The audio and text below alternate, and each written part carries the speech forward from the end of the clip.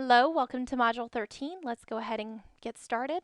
Once again, we're continuing our discussion about written expression, and I want to incorporate once more ELL into this as well because, as we know, the strategies that can be used for ELL students are really effective for teaching our students overall because they're just downright really great strategies to help our learners. But you might not necessarily have any ELL students that are also special education students, so you can apply these just to your students who struggle in the area of written expression. The first thing that we need to look at is always making sure our instruction matches our individual students' writing abilities, that they match each other.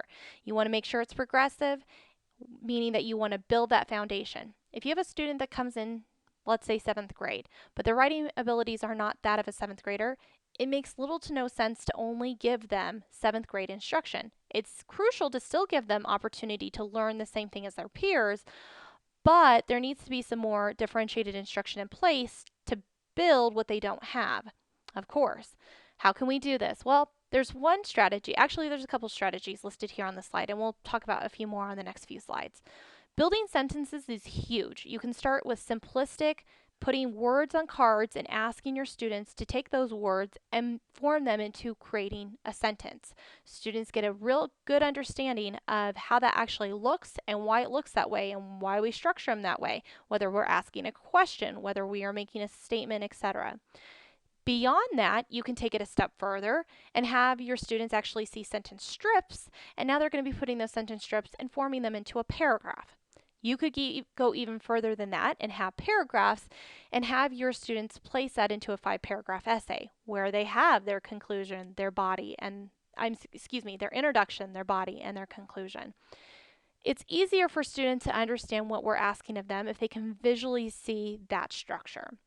It'll really help them. Modeling, of course, as always, it's really important that we model for our students, especially for our students that are ELL, because typically other languages do not structure their sentences in the same way that we do in English. So what are some strategies? Well, there are a variety of different writing activities.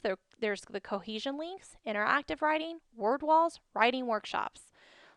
Let's take a look a little bit further and deeper into this. I'm not going to read everything on the slides, so I encourage you to open up the slides and read it as you go through either the video or on your own.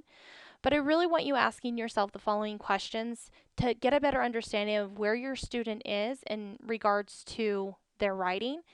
And I know that there's ELL written on some of these questions. You can even just plug in your student's name or your students as a whole, what they need to work on. The first thing that you always want to pay attention to is the genre and making sure that you're providing them the right type of tools for each of those genres, whether that means graphics, graphic organizers, highlighted models, notes, guides, guided questions, word banks, etc. That can really be helpful to your students. In addition, making sure that your objective of what you're wanting to teach is not overwhelming or it's going to be distracting to them becoming better writers. The concept load is huge. Is there a lot or is there just a little? Is it the right amount? Is it not enough? Etc. Are new ideas described, defined, elaborated for them to be able to understand? For example, if you ask them to form a sentence with a simile in it, do they even know what a simile is? Have they even had opportunity to know what that target is for writing? In a narrative task or academic essay, they sometimes have a difficulty understanding what is the writer's intent or purpose why they're writing that. What do they want to convey? What is the information? How are they feeling? All of these things are really important for a student to understand, and if they don't have a basis for that, they're really going to have a difficult time generating those ideas and putting them down on paper or on a computer. The text structure, how is it supposed to look?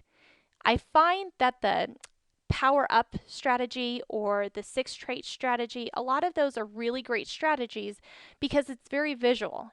Your sentences are green for your topic sentences, your details are yellow and red for your stops. All of that is really easy for your students to see. Okay, I need 5 more yellows, I need 3 more reds, I need 2 more greens. Those things are easier for students to understand when looking at the actual structure. Sequencing is huge in writing. If your students don't even know what transition words are, it's going to be very difficult for them to actually use them. Making sure that everything is kind of woven together is important too, that they're not separate things, that if you're building on a new target, build it into what you've already been working on. Don't keep it so separate. I sometimes find that a lot of instruction is so segregated that it's very difficult for our students to be making those connections between those ideas and putting them into place, especially even with compare and contrast or in summaries or conclusions, putting things in chronological order, sequencing them, etc. It's also really key, and I learned a really hard lesson when I first started teaching, to not assume that students have the same background knowledge as a whole group. And so you really have to make sure that no matter what prompt you're writing about or you're wanting your students to write about, that they all have some form of a background built in. I always think pair shares, even at the high school level, can be so helpful if they just have a chance to talk. And trust me, high school kids actually really want to talk to one another. They might get off task, but at least if you get them started, walk around the room, they can, for the most part, try to stay on task with that. But it's really great for them to get some knowledge from one another, and then it's not so scary to get started. Are there any experiences the writers might have already had, either in reality or in make believe, to even be able to put that into place? Are those experiences specific to a particular culture or region or people? Those are all things that you need to ask when looking at your prompts. The vocabulary is huge. What essential vocabulary are you wanting them to write about? If they don't understand how to implement adjectives to describe something or what type of adjectives you're looking for, you have to be explicit. I tell my students the word fun doesn't exist because I want them to use other words in the thesaurus to do so. So what do? I give them a thesaurus to put in the word fun and look at other words that can come out of that. The hardest thing for some of our students to understand is idioms and jargon, especially when they are from other cultures. Sometimes we say things and they take it very literally because the language is so different. So making sure that even in our examples when we're instructing, that they understand what those idioms are and what they actually mean, and that it's not that literal meaning. Stylistic elements is huge. Also making sure that they understand grammatical structures, like I said before, similes, metaphors, or personification, whatever you're having them use, that they actually get to have practice with it and use it frequently, and that they know that's what you're looking for. And to what extent is there essential meaning to interpreting text, especially if they're doing any summaries, making sure that they understand what it is that you are wanting them to actually interpret, and having those discussions before they start writing is very important.